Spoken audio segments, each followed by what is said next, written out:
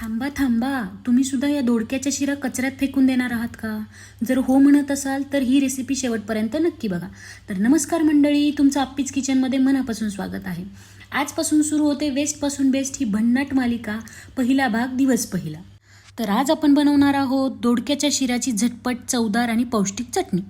सगळ्यात आधी मी इथे दोडका सोलून घेतला, त्याच्या शिरा नीट काढून घेतल्यात. लक्षात ठेवा, या शिरा फेकायच्या नाहीयेत.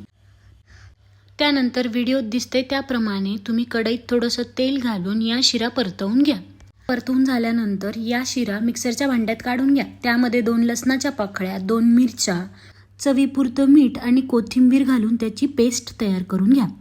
यानंतर आपण त्याच्यावर जिऱ्याची फोडणी घालतोय. तर तयार झाली आहे आपली वेस्टपासून बेस्ट दोडक्याच्या शिरांची चटणी.